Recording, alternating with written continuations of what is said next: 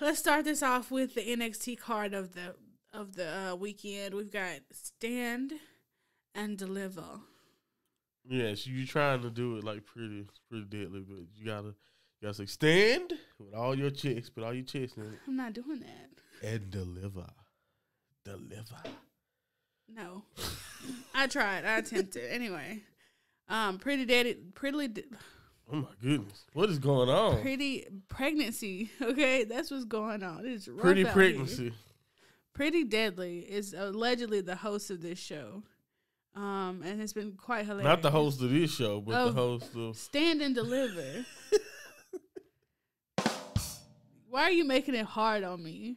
Hey, I gotta take advantage of this. You usually don't make this many blunders in a row. In the first 2 minutes, God, gee. Okay. What I assume may be the first match of the card. We've got Chase U and Tyler Bate facing Schism for complete control of Chase University. So we're starting with that one, huh? Okay, Yeah. Well, see, you're starting with probably the one I really the least amount of sure about, I guess. But they did one thing, and I was on the bandwagon that Duke Hudson is going to turn on Chase U. He's going to probably join Schism. Like, I still probably can see that being an outcome, but they kind of took that away from me on the show before the Go Home show, and they kind of said when they put the stipulations, because again, like I mentioned so far, Schism has pretty much beaten Chase U every freaking time.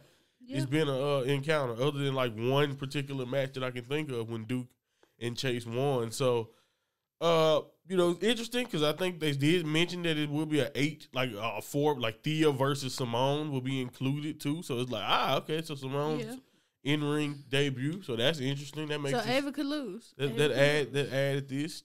Maybe, but I doubt it. See, that's the thing. I think that actually bodes even more in Schism's favor that she's debuting because, again, a debut, a lot of times you want to set the tone with how they wrestle and all that. I doubt she'll be the one to take the pin. Either way it go. But that's the thing. I don't know. With Tyler, then they added Tyler Bate into this, and Tyler Bate is definitely nowhere near. I'm not going to say Andre Chase is a jobber, but Andre Chase, before he kind of got on the Chase U run, was treated like a jobber. Mm-hmm. So, I don't know, man. It's still tough, but again, it's the fact that they said Chase U will be no more, and I guess it wouldn't hurt. And maybe you can do an angle, like I said, you can do an angle either way. Schism can win, and you can do the evil school, type of angle if that's where you want to go, or you could again just get rid of Chase U altogether.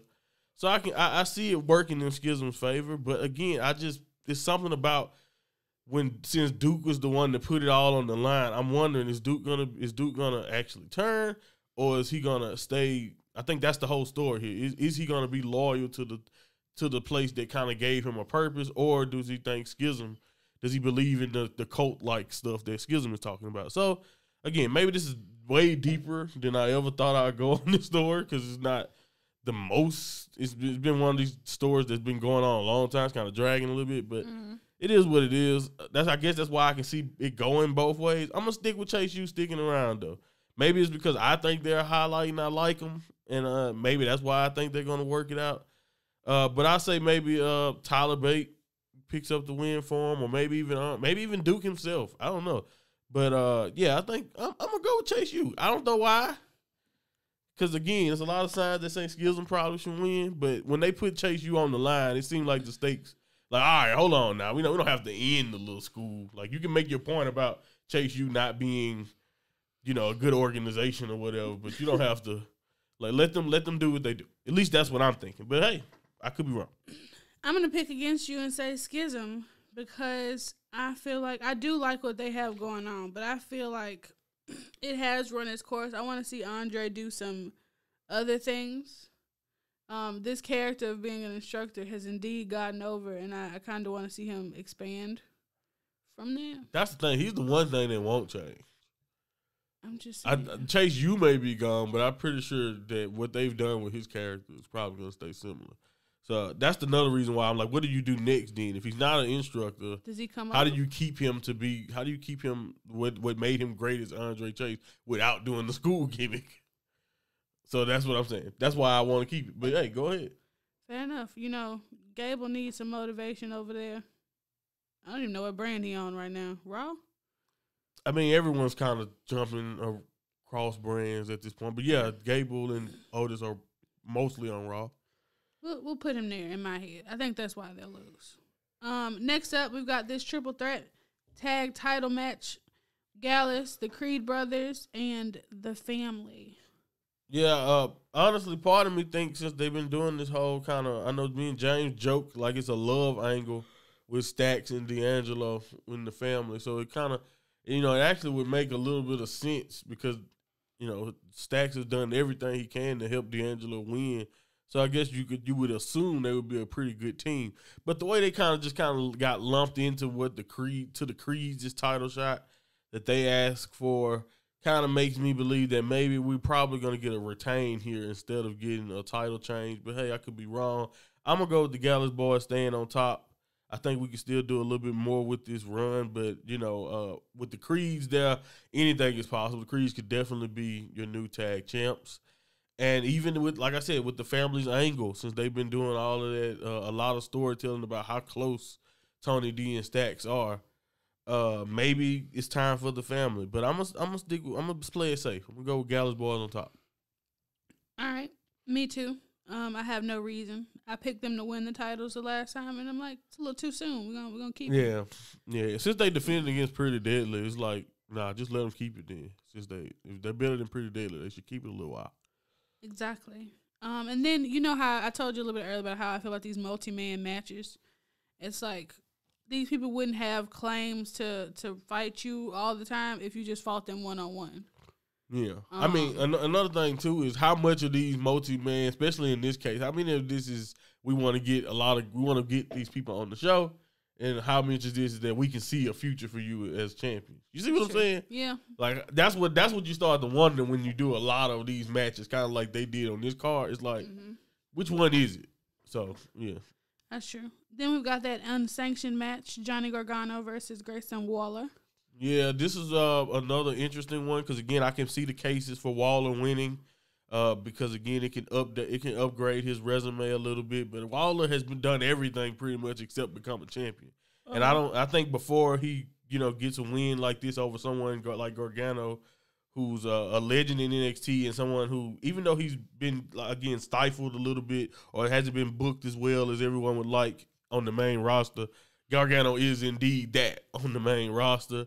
And I just feel like it'll hurt Gargano here a little bit more because a lot of people are already losing faith in his push if he just loses this match, even though I can understand the purpose of it. But I think Waller has knocked everything out of the park and so that he's done character-wise. And I think his matches have been good enough, too. So I don't think he loses anything for losing this match. And it's unsanctioned. So guess what? He literally loses nothing. He's like, Gargano beat you. So what? Not only did you lose to someone on the main roster, you lost in a match that don't even really count against you if they had these records or anything to follow. So, yeah, no. I'm going with Gargano getting the win. I think this is one way to – I don't know if it's going to humble Waller at all, but it's not. It seemed like the next logical step, especially since Sean appointed Gargano to kind of solve this problem. I'm gonna go with Gargano solving the problem. Fair enough. I chose Gargano too mostly because Grayson has a lot of issues with management, and whenever you openly have issues with management, nothing goes your way. Yeah, no, not really. It's rare that you end up winning. I can see this may work out for him in the long term. Like, again, I definitely can see him winning a championship this year. But take it as like a direct challenge. Like, I'm directly challenging you, Shawn Michaels. Right. And Shawn like, okay, I got somebody to handle you. And then him and Gargano already had history from that when he attacked him last year. His retirement. Yeah, so it's like Gargano really deserves to kind of get his revenge. I concur.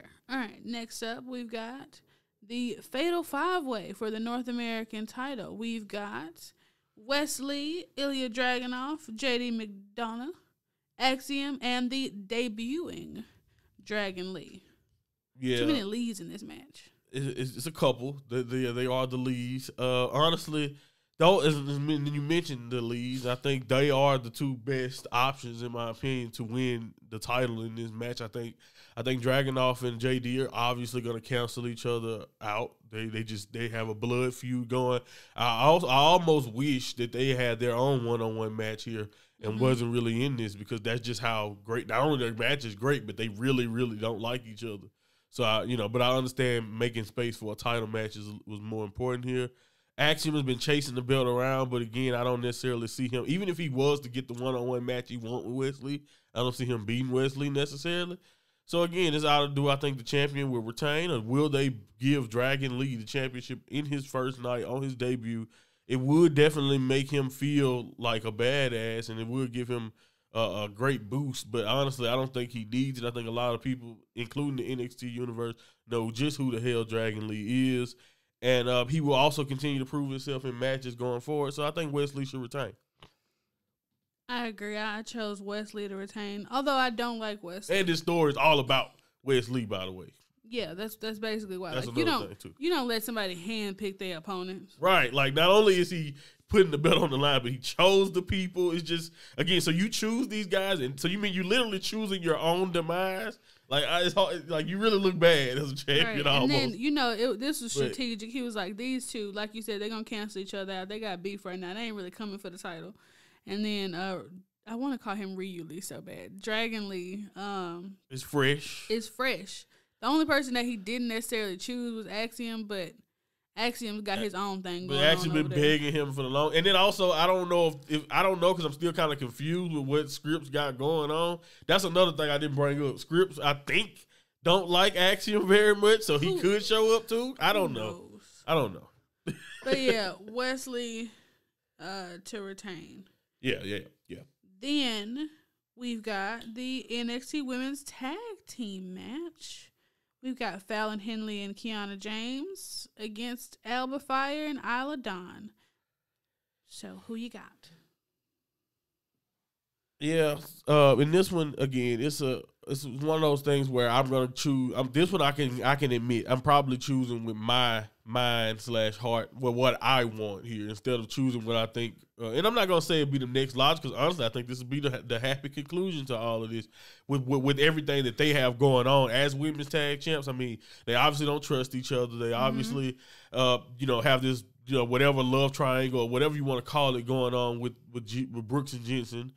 And again, when you think about it that way, it's just, I never really wanted them to win the belts in the first place when they beat I honestly feel like the bigger match would have been Kaden and Katana versus Isla and Alba, because they showed, even if they were being heelish or baby faces, Carter and Katana have been pretty much the same. They've been together. Either way it goes. If they're going to be heelish, they're doing it together. If they're going to be babyface, they're doing it together.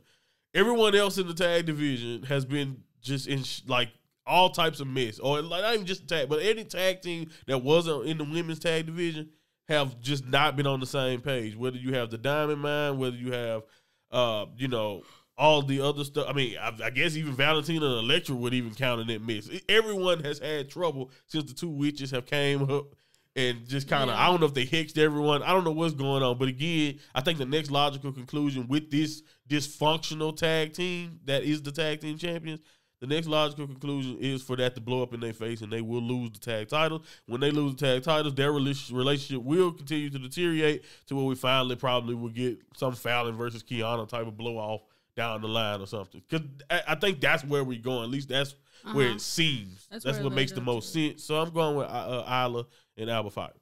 I agree. You basically explained my reasoning. Let's get they don't need the titles to feud amongst themselves. Yes, give it to the actual tag team here that has not been squabbling. They out there tying their hands together and stuff. So I don't think they can compete with it. They probably already hexed. Yeah, I mean that's what that whole thing was. It was like a ritual bonding them even closer. So it's like, again, everyone else is splitting up while they're getting closer. It just makes more sense for them to walk away with the belts. Okay. Next up, we've got the ladder match to determine the NXT Women's Champion. We've got Roxanne Perez, Gigi Dolan, Zoe Stark, Tiffany Stratton, Lyra Valkyria and Indy Hartwell. Right. So, again, this is another one of them situations where it's like, are they trying to really crown a new champion here and allow Roxy to kind of go back on the chase? Or is it just a vehicle to give multiple women a shot at the title and give them a spot WrestleMania weekend? You know, give Zoe, give Indy, some of these guys who've been here a long time, a chance. You know, not only a women's title chance, but an actual spot on a big-time weekend for NXT. So, again, it makes you really, really wonder, what is the purpose of this? Because, again, if it's the purpose to crown a new champion, then my thought process goes to Tiffany Stratton. I've said it from the beginning that she's next. She's the next logical conclusion as a great bad guy for Roxy to face down the line or in the future. They can be feuding forever. Tiffany versus Roxy can be, you know, the next Charlotte Sasha type of thing that we had going on, or Becky and Charlotte. Everyone in Charlotte, honestly. Honestly, over the years. Sasha and Bayley. Sasha and Bayley, right. We can keep going. But again, the point is that, again, I think with everything that they bring to the table, I can see Stratton really becoming champion one day. And I don't know if today is the day. Honestly, I said a few months ago when she came back, she will be a champion, but I don't know if it's too early. And I'm going to stick with that. I'm saying Roxy, especially since she got added back at the end there, I'm just saying, it's another one of the situations with Wesley where we're like, the story that you're telling me here is more so about the champion's road to. We don't know exactly what took her out, but the fact that she can make a great return, a surprising return, and all of that, it just seems more fitting to watch her to climb back up and get her belt back. Now, again, this could be a great vehicle to crown a new champion and, again, put Roxy back on that chase. But, again, I just don't think it's the time. I think Roxy was just really getting started after the Mako fight of really getting into her run as champion, and I think this just should continue it. And I think the ladder match protects some of these other people like Stratton, because if Stratton lose here, it doesn't mean Stratton can't get a one-on-one shot and win it down the line. It has nothing to do with this because it's a ladder match. You know what I'm saying? So again, I'm gonna go with Roxy retaining. I could be dead wrong, but I'm gonna stick with the champion. Fair enough. I wanted to pick someone that you did not choose, but as I'm looking at this, and again the ladder match situation, it's like, all right, who deserves a WrestleMania moment in this time? Right. And I don't see any of the other people getting that moment sitting on top of the ladder but Roxanne. And it's a ladder match, so like you said, nobody's hurt image wise. Right. Like nobody is these 5 ladies are all still contenders for this title. Right. So yeah, I'm picking Roxanne to retain too. The only other person I can see is, like I mentioned, Tiffany. But that's just because she had the flashing lights in her entrance and all of that. You know, she's Beverly Hills type of, the gimmick is really what makes you feel like maybe it could work for her out there. But again, I'm thinking it's too soon. I could be dead wrong. We'll see. I just think that this medium of a title match is the wrong way for her to establish. Yeah, I agree. And also, after that long heel run with Mandy Rose, I want a longer babyface run as a champion too. To kind of like not necessarily, you don't have to the only long reigns don't have to be heel champions. That's all. I agree. I feel that. All right, now for the main event, the one that we have all been waiting for: Braun Breaker versus Carmelo Hayes for the NXT championship. It's not going to seem like we've been waiting for it, though, because again, this one's not going to take much explanation for me at all. They said they have been at the forefront of NXT for nearly the past 2 years. It has been. We've been waiting on this. No, you're right. I'm just telling you. I'm saying how it's going to sound because I don't have much else to add other than it's him and it's his time. Oh, Carmelo Hayes has the win. He's him. Okay. And it's time. It's just like I've been preaching this for the longest. Melo is next. I said it before he won the breakout tournament, and he won the breakout tournament. Proved me right. Became one of the greatest, if not the greatest, North American champion of all time. And like I said, being in my opinion, the only contender for Braun, in my opinion, serious person that I think could beat him and will beat him. Hey man, Melo winning. Braun's been one of the most dominant NXT champions of all time. They repeated that plenty of times. Yes. For us to remember it, and I agree. He was awesome.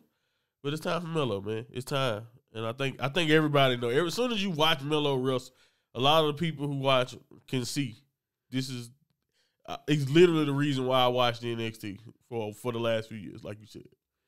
So yeah, I agree. I'm picking Carmelo as well.